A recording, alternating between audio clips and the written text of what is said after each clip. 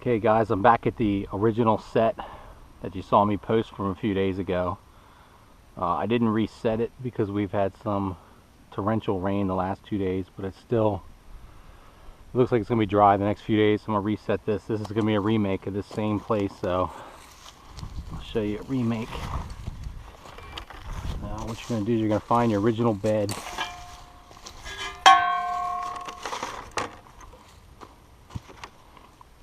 Obviously the fox tore it all to pieces.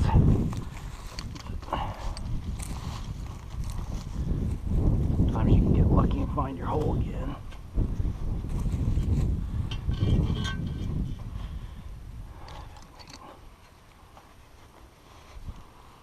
So again, we're going to make the same exact set.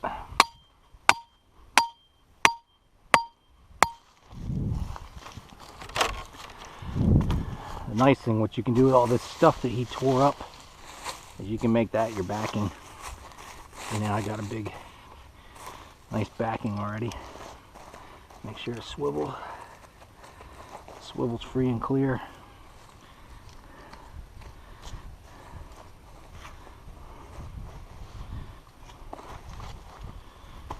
Dirt's muddier.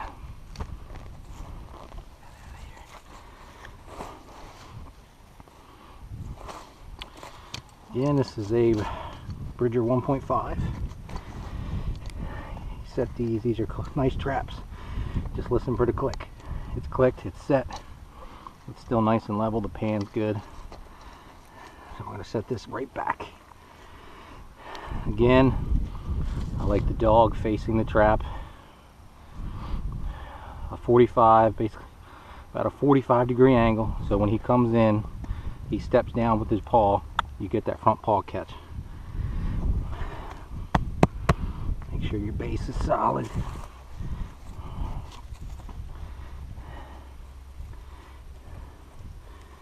Pull this tree.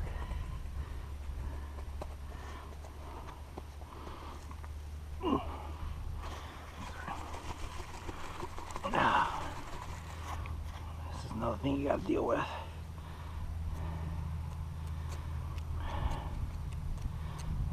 When the dirt is muddy like this, spend an extra second. Make sure you bed that trap down. Make sure she's good.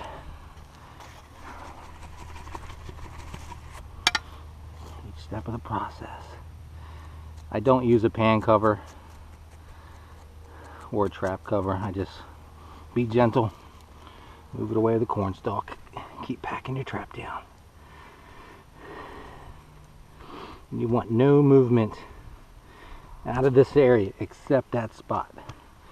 If the fox walks up and he feels it soft, he's going to start touching around. He'll start digging. The next thing you know, you come out here and your trap's been dug up. Your trap's been dug up and you can't figure out why. You just keep packing it. Again, there's no chance of freeze. There's no salt in this. There's not I don't have my traps salted or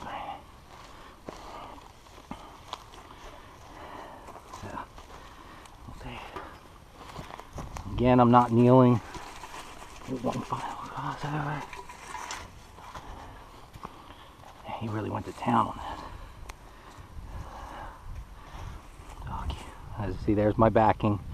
So he'll come around, and what you do, take something as small as this will cause him to come all the way around. You can even put one like right here. He'll come around and start working your set. That set's done.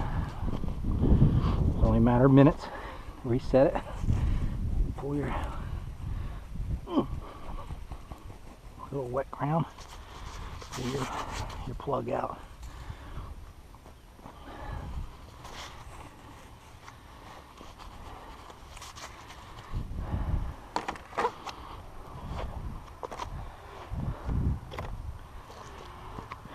And we're going to do the same thing as last time. Find a little stick.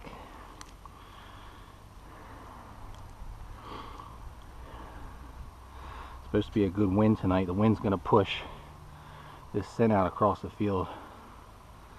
I'm going to give him a nice glob of food. Get that down in there. Make sure it goes all the way down the hole.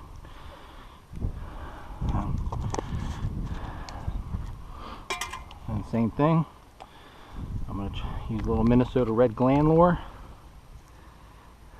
Tear it up. Give him a little bit.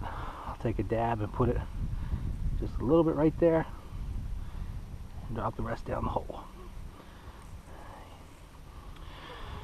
And then back away.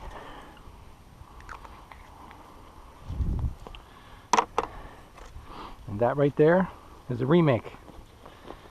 You can go ahead, you can clean this up a little. Alright.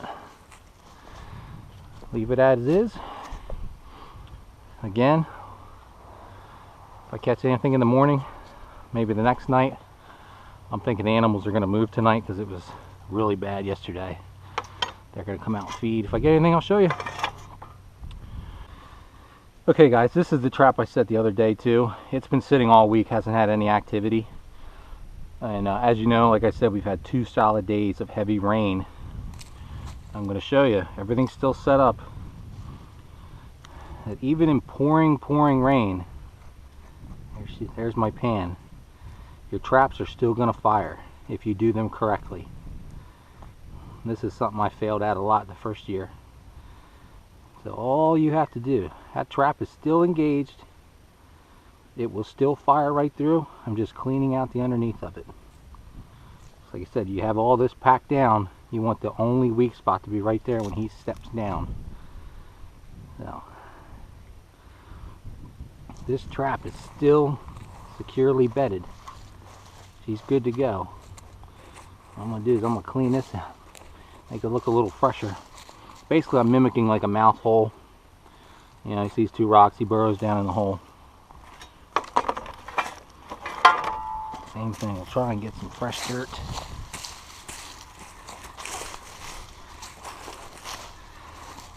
We'll try to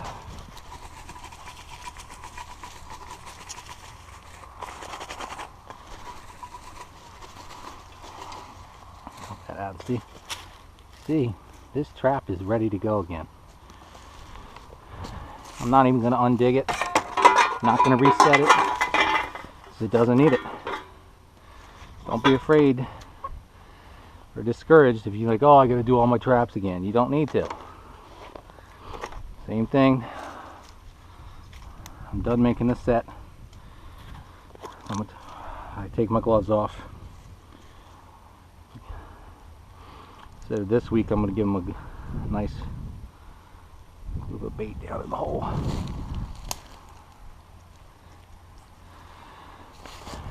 Key is to get that down deep enough that they can't grab it out.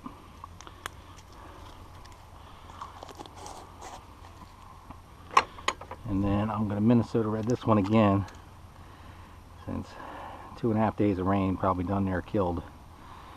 I'll put a little bit on the rock. The rest goes down the hole. And that's it. So it looks fresh again. Looks like something worked the area over. Get rid of some of this stuff. And now they're reset. Again, if I get something, I'll post a video of the catch.